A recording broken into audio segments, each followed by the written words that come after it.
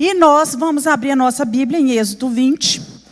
Nós estamos estudando, começamos uma série de estudos sobre ética cristã. Em determinado ponto do nosso estudo, nós começamos a estudar sobre os 10 mandamentos, que são as ordens, morais de Deus, o que Deus deixou a respeito da nossa conduta aqui nessa terra, nesse tempo de vida em que passamos aqui. E olha que isso de todas as épocas, né? Desde lá de Moisés, os 10 mandamentos prevalecem até hoje. Então aí em Êxodo 20, no versículo 3 tem o primeiro mandamento. Qual é? Vamos lá, gente, vocês abriram a Bíblia? Vamos lá? Não terás. Quarto, só a primeira parte do versículo 2. Vamos lá, primeira parte. Não farás. Então, qual é o primeiro mandamento? Não terás. O segundo. O terceiro está no versículo 7. Não tomarás. O quarto está no versículo 8. O quinto está no versículo 12.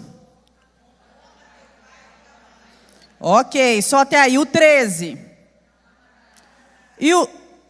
Que é o sexto. E o sétimo que está no 14. Isso, então hoje nós vamos estudar o 7º mandamento, vivendo uma vida pura. Não adulterar é viver uma vida pura diante de Deus. Para você que é casado, para você jovem que pretende se casar, é bom você ir se aprendendo, E nós que estamos casados, a palavra de Deus diz assim: aquele que está em pé, cuide para que não caia. E nós temos que vigiar em todo tempo. É só orar, irmãos? Orar e vigiar. Então vamos lá, qual é o objetivo da nossa aula? Refletir sobre o perigo de se envolver com o adultério. E trazer para nós também, inclusive, as implicações das atitudes que conduzem as pessoas a este pecado.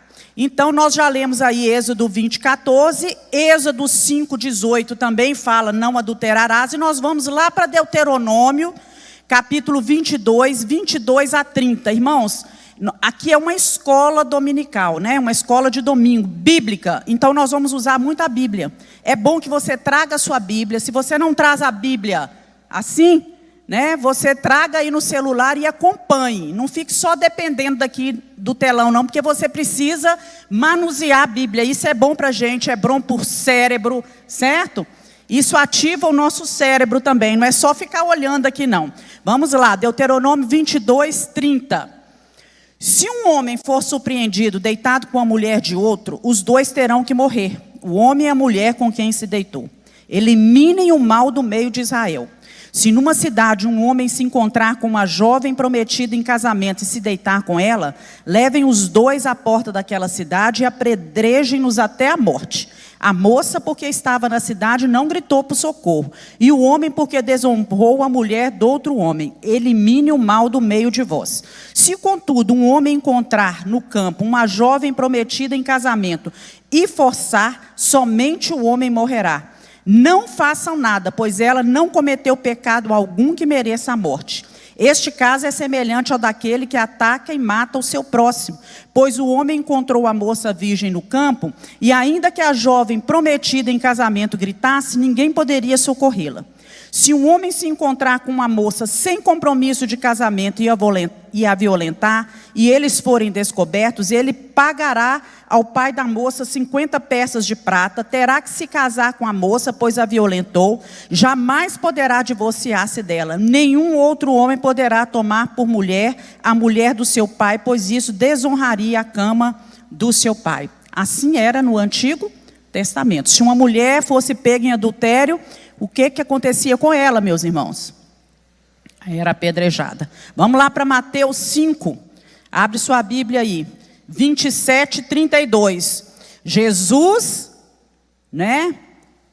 veio ampliar isso aí um pouco, Vocês lembram quando a mulher foi pega em adultério?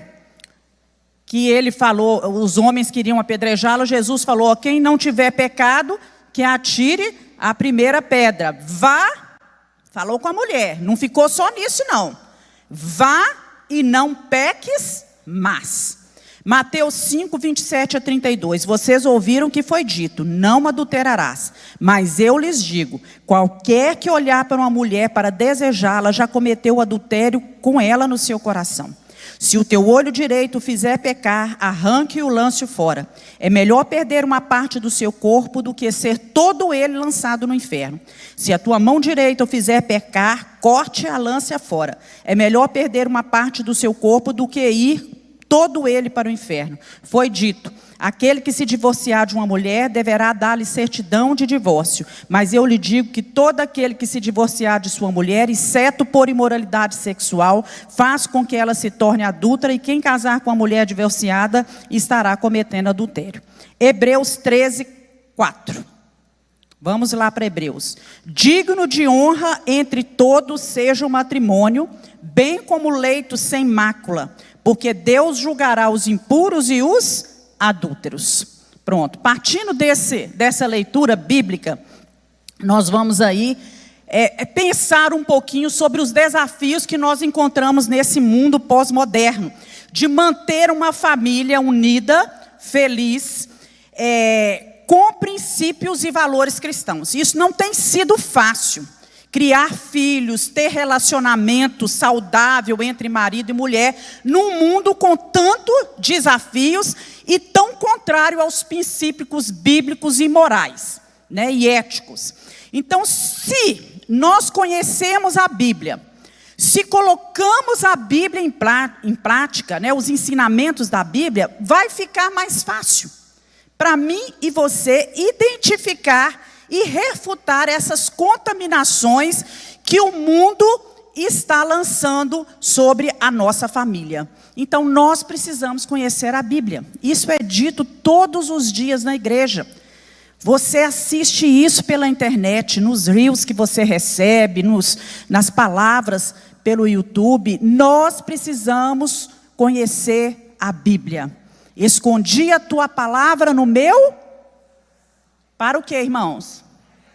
Não pecar contra ti. Então, o 7º mandamento, ele ainda é atual para o mundo de hoje, que está virado aos avessos. Não é essa a sensação que a gente tem? Que o mundo está de cabeça para baixo, não é? O mundo diz não a tudo aquilo que Deus diz o quê? Sim na sua palavra. E o mundo diz sim a tudo aquilo que Deus diz não.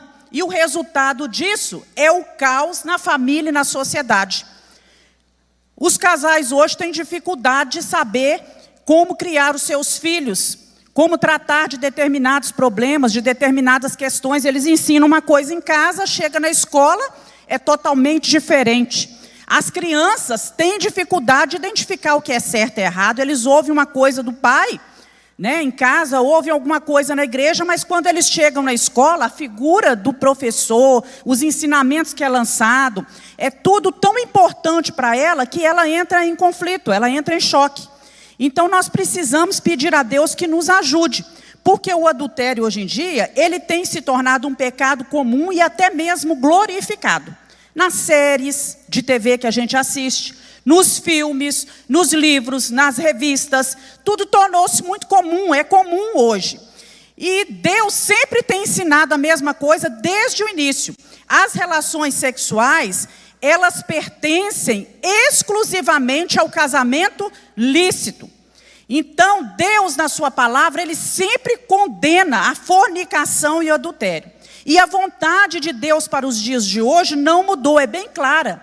Um homem pode casar com a mulher e os dois terão relações sexuais até que a morte os separe. É assim que diz a palavra de Deus. E lá em 1 Coríntios 10, 12, está escrito aquele versículo que eu comecei. Aquele que está em pé, cuide para que não caia. Tanto mulher como homem, serve para os dois a palavra hoje. Então o plano original, né, nós vamos ver aqui, o plano original do casamento segundo a Bíblia. Quando Deus criou Adão e Eva, ele estabeleceu um plano para o casamento, com a criação do homem. Primeiro, que a relação fosse uma relação heterossexual. A palavra hétero é diferente e sexual está ligado a sexo. Então, o relacionamento conjugal, ele só é possível entre um homem e uma mulher, entre um macho e uma fêmea. Vamos abrir a nossa Bíblia aí, Gênesis 1, 27. E criou Deus a sua imagem, a imagem de Deus o criou. Homem e mulher os criou, macho e fêmea os criou. Então, qualquer união sexual fora desse padrão, como o homossexualismo, né, o bestialismo, porque hoje tem gente casando até com animal, né? Casando com animal, é contrário ao plano original de Deus. Abre sua Bíblia lá em Levíticos 18, 22. Vai acompanhando aí a leitura. Levítico 18, 22. Com homem não te deitarás como se fosse mulher. Abominação é. Vai lá para Deuteronômio 23, 17. Não haverá prostituta dentre as filhas de Israel, nem haverá sodomita dentre os filhos de Israel.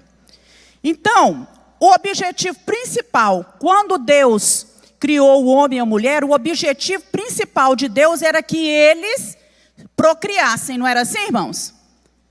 Crescer, multiplicar, povoar a terra, não era isso? O objetivo principal era a procriação, né? E, biologicamente falando, a prática homossexual, ela não pode cumprir esse propósito de Deus. Pode? Não, não há como, né? Vamos ler lá Romanos 1, 26, 28.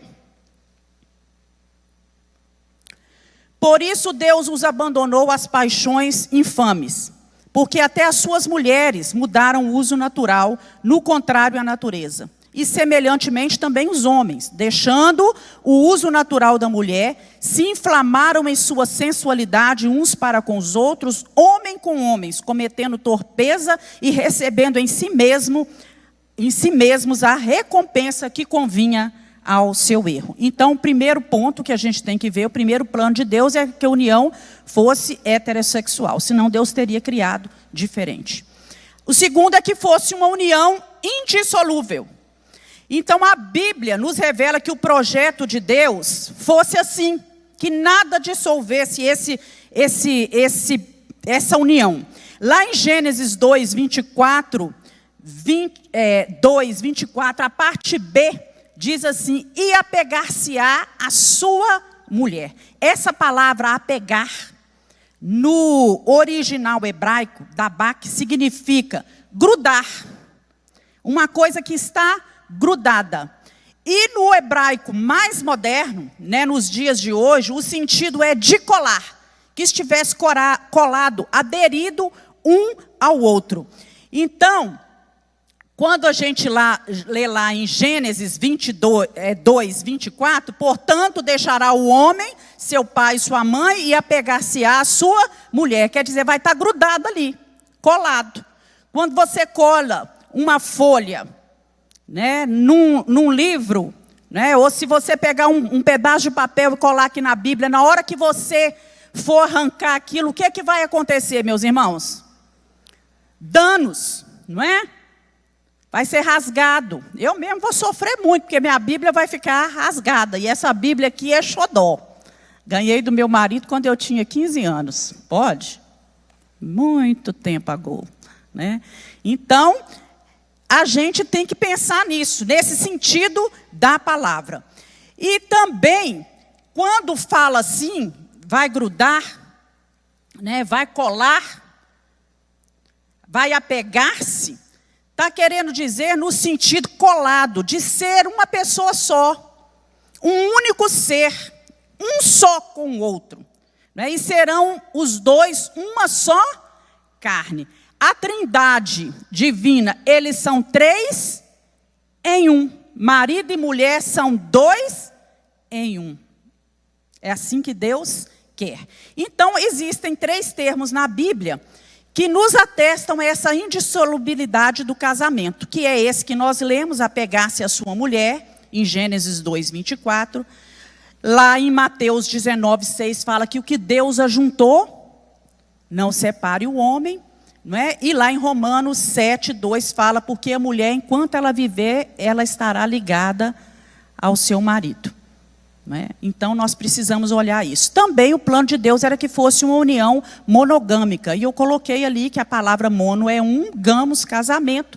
Então monogamia é um sistema de constituição familiar pelo qual o homem tem uma só mulher e a mulher tem um só marido. Não é? Então a monogamia é o plano original de Deus para o casamento. Então, lá em Gênesis 2:18, abre a sua Bíblia aí. O que diz? Vamos ler juntos? Gênesis 2:18. Vamos ler? E disse o Senhor Deus, não é bom que o homem... Far-lhe-ei o quê? Far-lhe-ei o quê? Qual a palavra que vem antes? Far-lhe-ei... Farei para ele uma aliada. A minha versão ela é mais tradicional, ela é a corrigida, é a melhor, né, irmãos? Far-lhe-ei uma ajudadora. É a que mais aproxima-se do original, é a corrigida. Então, far-lhe-ei uma ajudadora, idônea. Uma. Deus não falou, vou fazer 2, 3. Deus não criou 2 mulheres. Deus deu para Adão, foi a Eva. Certo? Então, o apóstolo Paulo, ele também é enfático quando ele vai se relacionar, vai falar, citar sobre esse casamento monogâmico. Lá em 1 Coríntios 7:2, irmãos, e era bom que você fosse marcando esses textos, anotando, porque esse estudo é muito rico em versículos sobre o assunto. Porque ele diz assim, cada um tem a sua própria mulher, e cada uma tenha o seu próprio marido. O meu marido é meu, eu sou dele, é um só. Não tem outra aí no meio. E nós vamos ver aí o que significa não adulterarás. Na Bíblia, adultério se refere às relações consensuais com uma pessoa casada, homem ou mulher, né? E alguém entre uma pessoa casada, seja o homem ou mulher, com alguém que não é o seu cônjuge, casado ou não. Então, todo homem ou mulher casada que se relaciona com a mulher, seja ela casada, um homem casado ou solteiro, está cometendo adultério. E isso, meus irmãos, vai muito além da cópula extraconjugal. Deus proíbe toda forma de fornicação. Porque tem gente que fala que o adultério é só o ato em si, só a cópula. Não. Deus proíbe toda forma de fornicação. Deus diz não a todas essas concupiscências, esses desejos da carne, que não estão de acordo com a palavra de Deus, aos pensamentos impuros e lascivos. A palavra de Deus lá em Mateus diz que qualquer um que já na sua mente pensar a respeito de alguma outra mulher ou de algum outro homem, já está cometendo adultério. Então, o 6º mandamento defende o quê? Que a vida é sagrada, não matarás. E já o 7º mandamento defende a santidade no matrimônio e da família. E, infelizmente, a quebra desse mandamento não está segregada a uma vida fora da igreja. Porque nós vemos muitas pessoas da igreja, cristãos, né, que têm quebrado esse 7º mandamento. E nós precisamos atinar para isso. E essa palavra adultério, ela vem do latim, que tem o sentido de dormir na cama alheia. Bem apropriado, né? Dormir na cama do outro. É a relação casada, é a relação sexual entre uma pessoa casada com outra que não é o seu cônjuge. E esse mandamento tem como objetivo a abstenção de toda impureza da carne. E ele exorta que nós devemos conservar o nosso leito sem mácula, sem mancha. Lá em Hebreus 13:4, nós lemos no início que fala digno de honra entre todos, seja o matrimônio, bem como o leito sem manchas, sem máculas. Então, essa prática nociva, ela se constitui um pecado contra Deus, um pecado contra a própria pessoa e um pecado contra o próximo. Lá em Gênesis 39, 9, abre sua Bíblia, por favor. Quando José foi tentado pela esposa de Potifar, ele disse não a ela, né? E ele respondeu a ela dessa forma, em Gênesis 39, 9. Ninguém é maior do que eu nessa casa.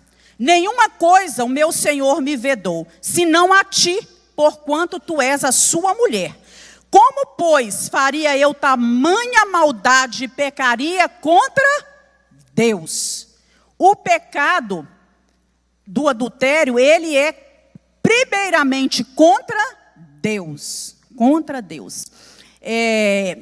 Às vezes, no aconselhamento com algumas mulheres, eu já ouvi muitas mulheres pedindo que eu orasse para que o marido dela fosse extremamente fiel a ela e não a traísse, não a adulterava, porque ela não daria conta disso. E eu falo assim, nós temos que mudar o foco dessa oração, porque o homem que é totalmente fiel a Deus em primeiro lugar, primeiro fiel a Deus, quando aparecer alguma circunstância, alguma situação, primeiramente, antes de pensar em você, ele vai pensar no seu Deus. Então nós precisamos fazer isso. O adultério, primeiramente, é um pecado contra Deus. Romanos 13, 9, diz o seguinte: com efeito, não adulterarás, não matarás, não furtarás, não darás falso testemunho, não cobiçarás, e se há algum outro mandamento, tudo se resume no seguinte, 2 pontos, né? Amarás o teu próximo como a ti mesmo. Então, se a gente ama a gente mesmo, a gente não vai cometer vai fugir disso. Pode ser que até a carne tenha desejo, que apareçam circunstâncias, mas a gente vai fugir disso. Nós vamos ver agora o adultério à luz da Bíblia. Já falamos que ele é um pecado gravíssimo aos olhos de Deus, que é o Criador do lar, da família, e que essa sociedade em que nós vivemos, sem Deus, que hoje é totalmente relativista, tudo é relativo, o homem totalmente hedonista, só pensa em si mesmo, no seu próprio prazer, machuque a quem machucar, não é? Fira quem tiver que ferir. E o homem hoje não vê o adultério como algo pecaminoso, a nossa sociedade não vê isso. E sim como uma tendência natural do ser humano. E nós precisamos ver que esse autor, Renovato, ele diz isso, né? Que o adultério, são palavras dele, por isso eu coloquei ele entre aspas, é um pecado gravíssimo aos olhos de Deus, o Criador do casamento, do lar e da família. A sociedade sem Deus, relativista e hedonista, não vê como algo pecaminoso, e sim como tendência natural do ser humano. E que, segundo interpretação da teoria da evolução, o homem é polígamo por natureza, seguindo o exemplo de certos animais. A grande maioria dos animais são polígamos. Alguns animais não, né? Eles são monogâmicos, eles têm um só parzinho, tão bonitinho, né? Quando você vê os dois, é fielzinho ali até morrer, né? Então, aqui continuando, né? No entanto, a visão cristã passa pelas lentes fortes e cristalinas da palavra de Deus, que considera a infidelidade conjugal como traição aos princípios sagrados estabelecidos por Deus para o casamento. Então, algumas culturas hoje, elas não consideram errado que uma pessoa casada, principalmente o homem, o marido, tenha relações sexuais fora do casamento. E outras consideram o casamento, não consideram mais o casamento uma união permanente. Isso é coisa ultrapassada, isso é coisa de gente beata, mas não era essa palavra beata não que eu queria encontrar não, de gente, pessoa que leva tudo a ferro e a fogo, que segue radical, de gente radical demais, né? Mas a Bíblia nos ensina sobre essa prática. No Antigo Testamento, que o adultério era considerado um crime, era um ato de contaminação. Vamos abrir lá em Levítico 18, 20, que diz o seguinte: não te deitarás com a mulher do teu próximo para a cópula, para te contaminares com ela. O adultério trazia contaminação à vida do homem. E o que Deus quer para nós? Uma vida de santidade. Jeremias 29, 23. Fala o seguinte: porquanto fizeram loucura em Israel, cometeram adultério com as mulheres dos seus vizinhos e anunciaram falsamente em seu nome uma palavra que não lhes mandei. E eu sei e sou testemunha disso, diz o Senhor. Quer dizer, Deus vê todas as coisas, né? O povo de Israel, eles tinham suas próprias mulheres e adulteravam com as mulheres dos povos vizinhos. E Deus estava falando com eles que ele estava vendo isso. Ele próprio testemunhava esse ato entre eles. E por isso era imposto para eles, naquela época, a pena de morte, né? Envolvendo a execução de ambos, como nós lemos quando os dois eram culpados. Já o Novo Testamento, ele vai seguir esse mesmo padrão de reprovação à prática do adultério. Lá em Gálatas 5:19 diz: porque as obras da carne são manifestas, as quais são adultério, fornicação, impureza, lascívia, obras da carne. Tiago 2:11, porque aquele que disse, não cometerás adultério, também disse, não matarás. Então, Deus continua falando, né, e instruindo a sua palavra no Novo Testamento. Deus, né, providenciou que isso fosse colocado aqui, porque ele disse, não adulterarás. E ele vai acrescentar que todo adultério, né, ele tem a raiz aí, se a gente ler o texto todo, no interior da pessoa, na mente que está poluída, num coração que está cheio de impureza. Então, o Senhor Jesus, ele estendeu um pouco mais, né, a culpa aí pelo adultério, incluindo o desejo de cometê-lo ao próprio ato em si. Como nós lemos lá, né? Eu, porém, vos digo que qualquer que no seu coração, e quando a gente fala de coração, envolve vontade, envolve pensamentos, envolve sentimentos. Atentar numa mulher para cobiçar, no seu coração já cometeu adultério com ela. E Paulo também acrescenta que o adultério é uma obra da carne e que os que praticam tal obra não vai herdar o reino dos céus. E nós vamos abrir em Romanos 1, 29 a 32, e em 1 Coríntios 6, 10, embora Gálatas 5, 21 fale a mesma coisa, e Apocalipse 22, 15 também repete o mesmo texto. Pessoas diferentes escrevendo a mesma coisa, todas elas inspiradas por Deus. Então, Romanos 1, 29 e 32. Estando cheios de toda iniquidade, fornicação, malícia, avareza, maldade, cheios de inveja, homicídio, contenda, engano, malignidade, sendo murmuradores, detratores, aborrecedores de Deus, injuriadores, soberbos, presunçosos, inventores de males, desobedientes aos pais e às mães, nécios, infiéis nos contratos, sem afeição natural, irreconciliáveis, sem misericórdia, os quais, conhecendo o juízo de Deus, que são dignos de morte, o que tais coisas praticam, não somente as fazem, mas também consentem aos que a fazem. Então, o juízo de Deus é que são dignos de morte, o que tais coisas praticam. Morte espiritual. A morte espiritual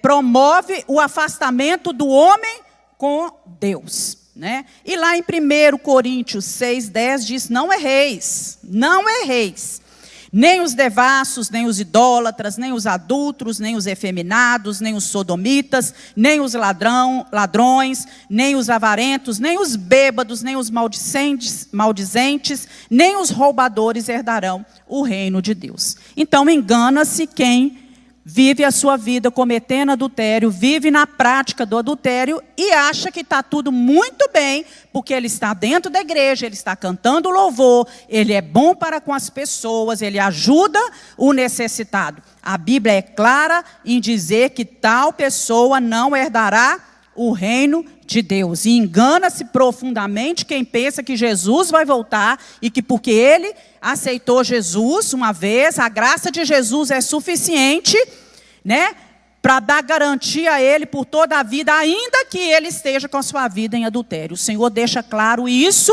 quando ele coloca algumas parábolas em sua palavra, ele dizendo que haveria uma grande festa no céu e que saísse e pegasse as pessoas que estavam, e que todos eles, para entrar, teriam que estar com vestes brancas. Vestes brancas é sinal de santidade sem pecado, certo? E aí, nós temos alguns tipos de adultérios, né, irmãos? Hoje foi acrescentado um tipo de adultério novo, né? Pelo menos de 3 formas. Há uns tempos atrás, o adultério ele era físico, né? Era um intercurso carnal entre uma pessoa casada com outro que não era o seu cônjuge. E aí eu coloquei uma série de versículos. E tem o adultério em pensamento, que é o caso que nós lemos lá em Mateus, que não se dá o ato, não se consuma, o ato não se consuma de forma física, mas mentalmente os pensamentos imorais são dirigidos a alguém, a alguma pessoa. E hoje tem o adultério virtual, que é o que tem acontecido demais, inclusive dentro das igrejas. Então, esse tipo de adultério é cometido por alguém que alimenta-se com quê? Com cenas pornográficas, na TV, no celular, né, sites pornográficos, conversas maliciosas com o sexo oposto, no WhatsApp, né? Fica ali com aquela conversinha boba, né? Como quem não quer nada. Um conselho, meus irmãos, se você não é forte o suficiente, pelo amor de Deus, tira o seu WhatsApp, deleta, bloqueia tal pessoa, tal número, mas não caia nisso. Mandou uma gracinha para você, bloqueia, tira, em nome de Jesus. Não deixe que a vaidade, né, aquele desejo de se sentir admirado, ocupe o seu coração, né? Deleta, bloqueia. Isso aqui é muito comum, esse tipo de adultério. Como evitar o adultério? Perigo, afaste-se, né?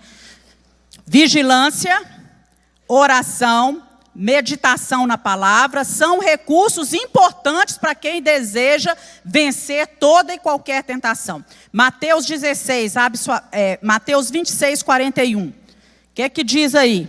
Mateus 26, 41. Vamos ler juntos? Vigiai e orai, para que não entreis em tentação. Na verdade, o espírito está pronto, mas a carne é fraca. Até que ponto a carne é fraca? Salmo 119, 9 e 11. Com que purificará o jovem o seu caminho? Observando conforme a tua palavra. Com todo o meu coração te busquei. Não me deixes desviar dos teus mandamentos. Escondi a tua palavra no meu coração para não pecar contra ti. Essa deve ser a nossa oração. Nosso temor. Senhor, não me deixes desviar dos teus mandamentos. Eu tenho buscado o Senhor com todo o meu coração para não pecar contra ti. Me livra disso. Irmãos, nós estamos falando especificamente de adultério, porque nós estamos estudando o 7º mandamento, os mandamentos morais do Senhor. Mas nós incluímos aqui todos os outros tipos de pecado. Senhor, não me deixe desviar dos teus mandamentos. Escondi a tua palavra no meu coração para não pecar contra ti. Até no texto que nós lemos logo atrás, fala de todas as situações. Eu fico assim, encantada como a palavra de Deus, ela é capaz de englobar tudo, até contratos. Contratos que são injustos, contratos que são desleais, tudo isso Deus fala. Então, no que diz respeito à sedução do adultério, existem outros cuidados que o casal deve tomar. Então, vamos ver aí. Aí eu coloquei aí.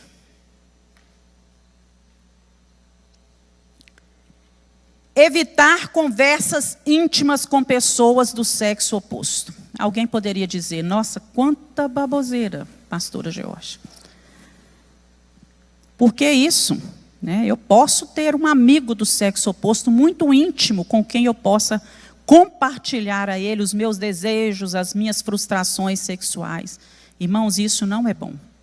Se você tiver que ter um amigo, um confidente, um conselheiro que possa te dar bons conselhos, em relação a alguma coisa, você procure a pessoa certa.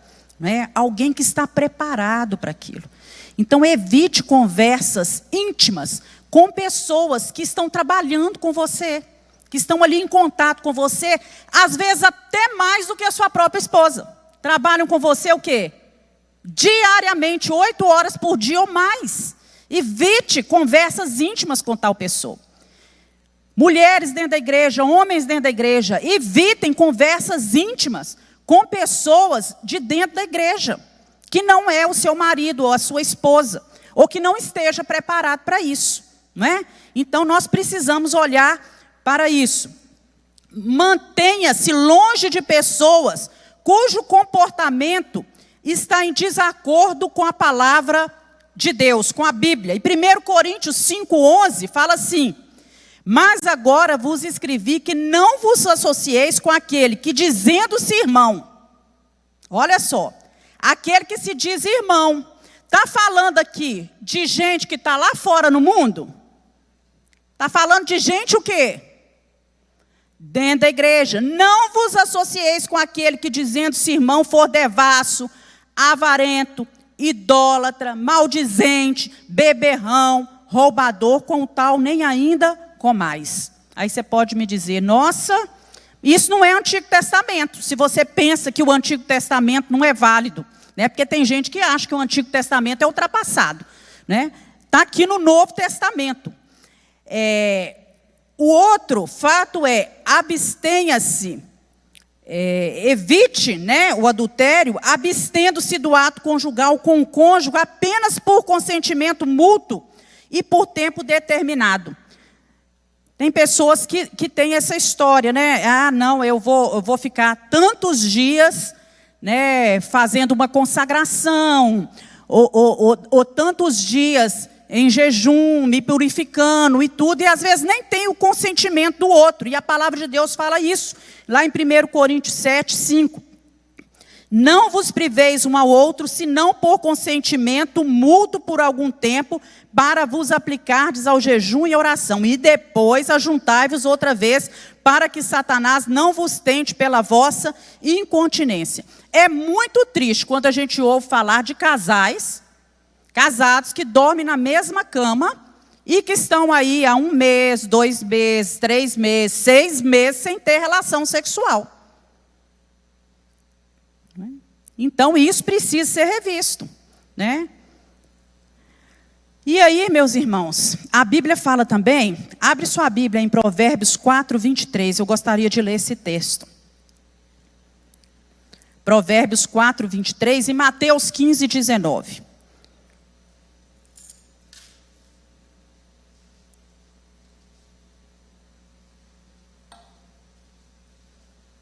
Sobre tudo o que se deve guardar, guarda o teu coração, porque é dele que procedem as fontes da vida. Mateus 15:19. Porque do coração procedem os maus pensamentos, as mortes, adultérios, fornicação, furtos, falsos testemunhos e blasfêmias. Você vê que coisa linda? A Bíblia se completa, Guarda o teu coração, porque é dela que vem as fontes da vida. Aí ele já fala aqui, porque é do coração que procedem os maus pensamentos, as mortes, os adultérios. E lá em Filipenses 4:8 diz assim: quanto ao mais, irmãos, nós já sabemos esse versículo, conhecemos isso até de cor. Tudo que é puro, tudo que é honesto, tudo que é justo, tudo que é amável, tudo que é de boa fama, se é alguma virtude, se há algum louvor, nisso pensai. Seja isso que ocupe a nossa mente, né? Abre sua Bíblia também lá em Salmo 101:3.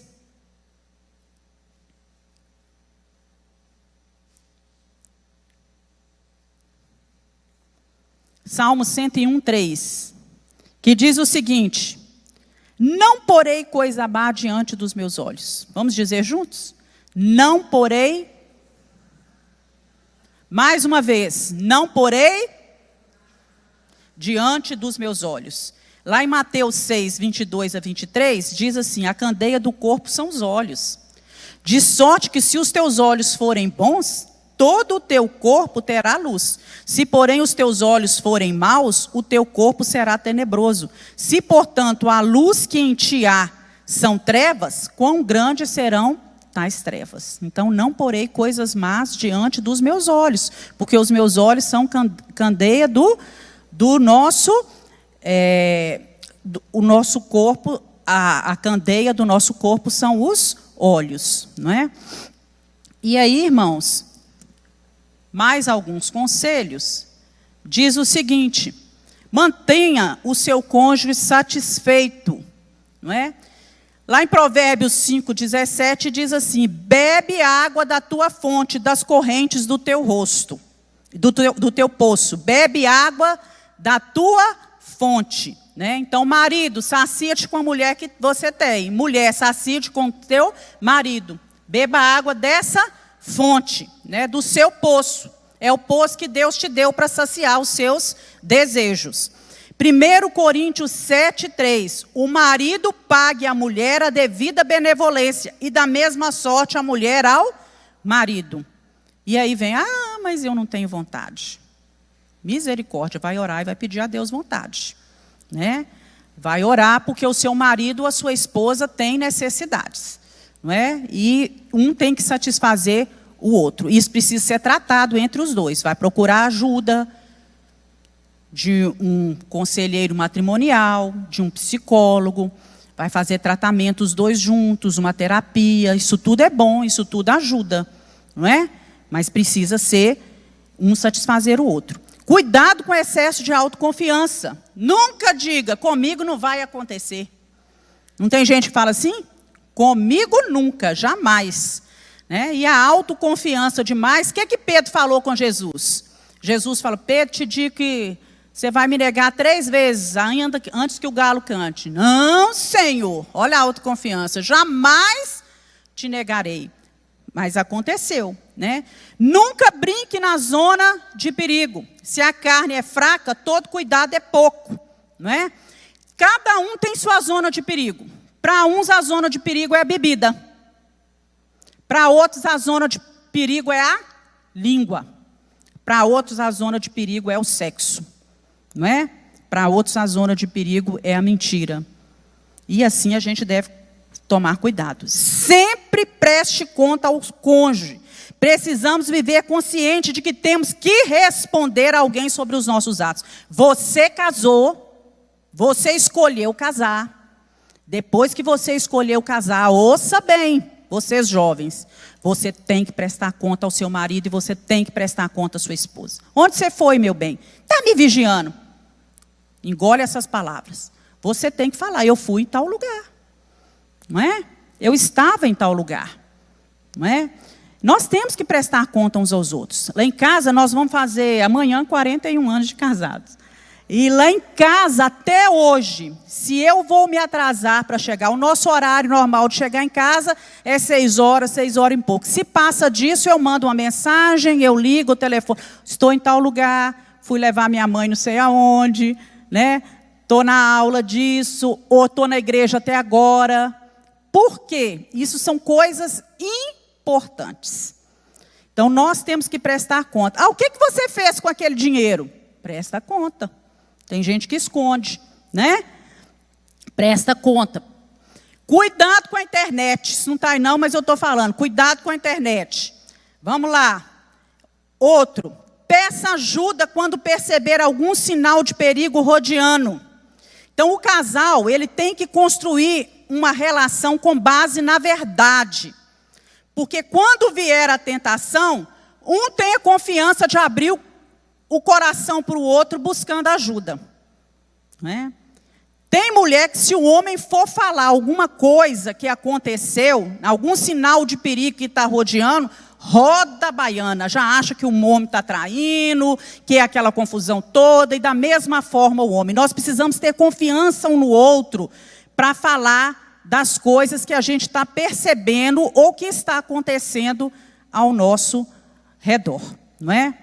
Então você, vamos supor, que atende as pessoas, muitas vezes você vai ser assediado, né? Está atendendo as pessoas, e aí inclui, né, um advogado, um psicólogo, um médico, uma pessoa que está trabalhando com vendas, qualquer profissão, tem disso.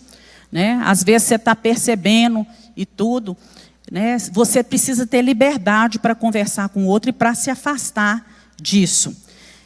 Mortifique a carne e ande em espírito. Lá em Colossenses 3:5 diz: mortificai, pois, os vossos membros que estão sobre a terra. A fornicação, a impureza, a afeição desordenada, a vil concupiscência, a avareza, que é a idolatria, pelas quais coisas vem a ira de Deus sobre os filhos da desobediência. Mortificar significa o quê, meus irmãos? Quando você vai mortificar? Você vai matar, você vai exterminar. Então, mortificar o quê? A nossa carne. Minha carne está com desejo de fornicar, está com desejo impuro. Você vai matar. Mas eu estou com vontade. Deixa de ter vontade. Trabalhe a sua mente para outra coisa. Aprenda a dizer não. Nós temos poder sobre a nossa mente? Sim, temos poder sobre a nossa mente. Agora, se eu quiser alimentar os desejos da minha carne, aí, coitada da minha mente, ela não vai ter força suficiente para isso. A minha mente vai estar trabalhando o tempo inteiro. É aquela luta que você sabe, espiritual, entre o que é bom e o que é mal, o que vem de Deus e aquilo que não vem de Deus. Né? Ao perceber qualquer comportamento estranho do cônjuge, não tenha medo de confrontá-lo. Nós precisamos ter essa liberdade. Você está agindo diferente, né? O que está acontecendo? Você está com algum problema? E isso sempre provoca muita tensão, mas é o melhor caminho para livrar o outro de um tropeço moral, que via de regra torna-se fatal depois no relacionamento. Então, é sempre mais fácil vencer a tentação quando o processo está no início.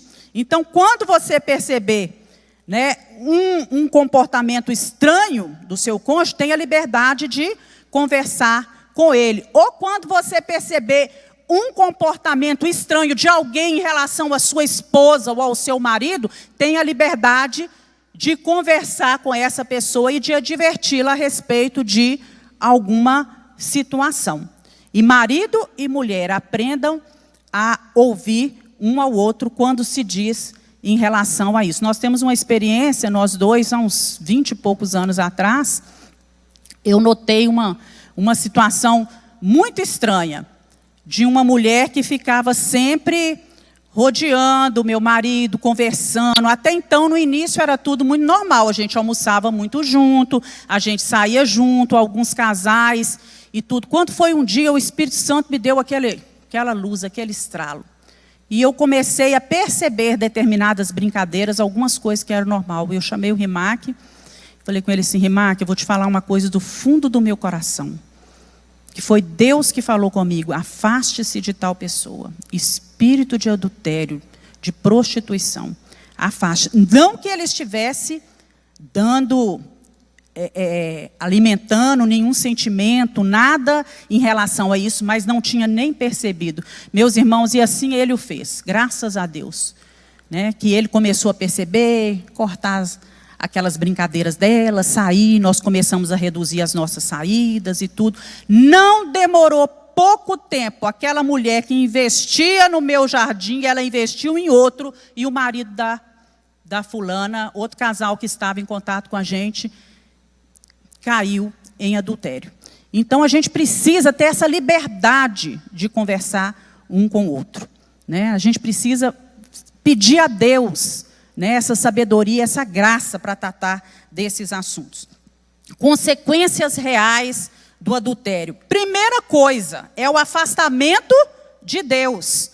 A palavra de Deus nos diz, lá em Isaías 59, 1 a 2, eis que a mão do Senhor não está encolhida para que não possa salvar, nem agravado o seu ouvido, quer dizer, fechado o seu ouvido para não poder ouvir.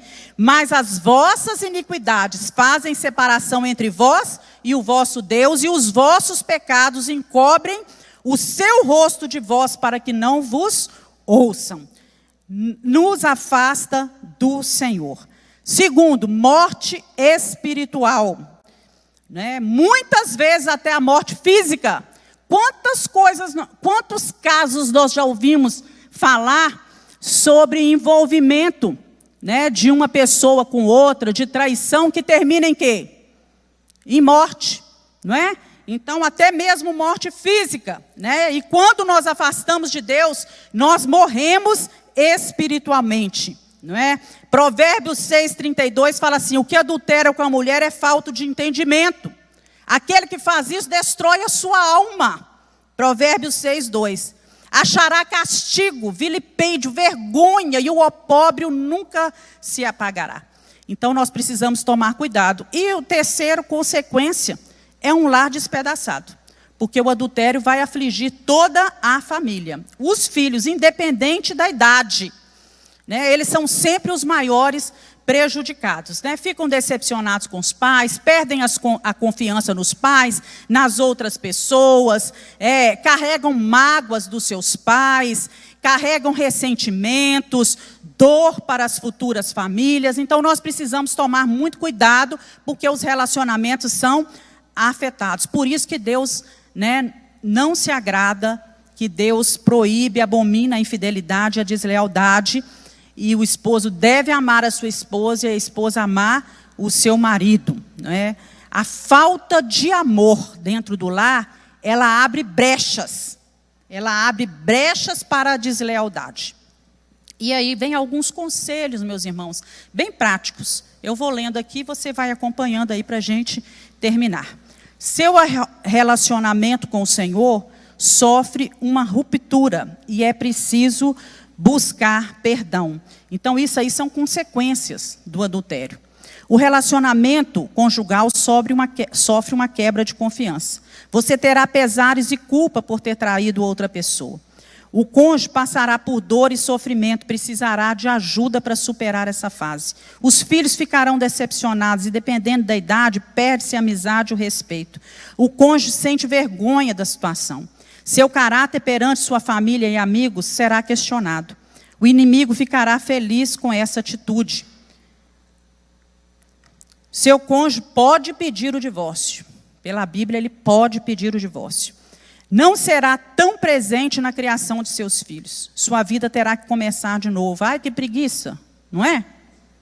Já pensou uma pessoa casada há 40 anos tem que começar a vida tudo de novo? Dá preguiça, não dá? E tem acontecido muito com casais com 30 anos de casado, 20 e poucos anos de casado, 30 e tantos anos de casado, começar a vida de novo. Não, dá muita preguiça. Sua vida poderá perder a amizade dos amigos do casal. Um filho indesejado pode acontecer dessa traição.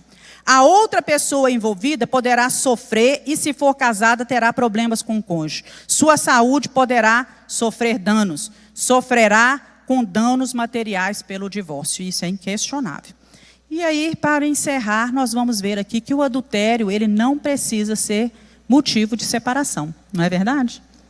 Se o outro adulterou, né, ao caso, nem todo adultério é igual. Há casos e casos, e precisa ser analisado. Não é igual. né? Tem situações que envolvem diferentes, né? Então, há caso daquele adultério que é ocasional, que foi cometido uma vez, por fraqueza, por falta de vigilância, por falta de oração, por afastamento de Deus, né? E existe aquele adultério que é repetido, não é? Que é assumido, que é consumado, que é mais difícil de ser superado, né? Então, ambos vão causar, né, consequências, mas não podem ser justificados. E, irmãos, a palavra de Deus lá em Mateus 19, 7, 8, diz assim: disseram-lhe eles, então por que Moisés mandou dar-lhe carta de divórcio e repudiá-la? Disse-lhes Jesus, Moisés, por causa da dureza dos vossos corações, vos permitiu repudiar vossas mulheres. Mas no princípio não foi assim. Quer dizer, antes não era assim. Então, por causa da dureza do coração. É nobre, o perdão é muito nobre. Aquele que consegue perdoar e manter a sua família unida e feliz é nobre, né, que tem um coração perdoador. O perdão não é condicional, não depende da situação em que foi o adultério. O perdão, ele é bíblico. Em qualquer situação, o nosso coração tem que liberar perdão. E isso é um assunto para uma outra aula. Como trabalhar isso, nós vamos ter que trabalhar. Independente do que nos foi feito, dos prejuízos que aquilo trouxe para a nossa vida, nós temos que liberar o perdão. Mas, em alguns casos, como aqui, no caso do adultério, a palavra de Deus permite o divórcio. Mas Moisés é claro em dizer, a Bíblia é clara em dizer, Jesus também, por causa da dureza do nosso coração. Há pessoas que não conseguem perdoar, né? E isso tem que ser trabalhado. E alguns, né, cristãos se apegam muito a isso, ficam aí confiantes. Não, mas o fulano, nós somos crentes, né? Se eu pecar e tudo, o outro tem obrigação de me perdoar. Nesse caso aqui, não é bem assim não. De perdoar ele tem, mas de continuar vivendo com você é diferente, né? Perdoar ele tem, ele vai perdoar. Mas continuar vivendo com você, a Bíblia permite o divórcio nessa situação. Que Deus nos abençoe nessa manhã. Tem uma aula inteira preparada aqui, porque eu fui me empolgando. E aí eu preparei uma aula sobre Davi e Batseba, o pecado, o adultério deles, as consequências, os erros de Davi. Davi era o homem segundo o coração de Deus. Adulterou. Mas ele pediu perdão a Deus. Ele chorou na sua cama. Ele precisou de alguém que fosse lá. A mente dele estava tão cauterizada que ele não teve consciência do seu pecado. Mas o profeta Natã foi enviado lá para trazer uma palavra para ele. E ele teve, né, discernimento daquilo. E ele trabalhou no seu coração e ele chorava. Pequei contra Deus. Pequei contra Deus. Eu deito na minha cama e as minhas lágrimas se derramam no travesseiro. A minha alma está inquieta. Ele pede perdão a Deus. Mas isso não deixou que... Não o isentou de sofrer as consequências do seu pecado, que foram inúmeras, né? Que Deus abençoe as nossas vidas, que Deus nos dê graça para vencer esse pecado e outros que porventura vierem a nos rodear, porque o diabo, nosso adversário, ele está sempre o quê, irmãos? Ao nosso redor, procurando uma brecha, não é? Para nos levar, nos tentar e nos levar a cair, né? E a maior parte das tentações são por causa das concupiscências, dos desejos da nossa carne. Que nós possamos mortificar a nossa carne nessa manhã e estar preparados para herdar o reino dos céus. Amém? Vamos nos colocar de pé. Vamos orar. Vamos pedir ao Senhor que nos abençoe. Você, marido, você, esposa, eu não sei o que você tem passado. Talvez você já viveu uma situação assim, ou esteja vivendo, mas que Deus lhe dê graça. Se o seu coração consegue perdoar, oh, como abençoado você é. Que Deus te abençoe, que Deus abençoe o seu lar e a sua casa. Senhor, abençoa a nossa família. Esse mandamento está tão relacionado, meu Deus, a santidade da nossa casa, da nossa família. Nós pedimos ao Senhor que nos ajude a proteger, formar muralhas de proteção ao redor do nosso casamento, do nosso relacionamento conjugal.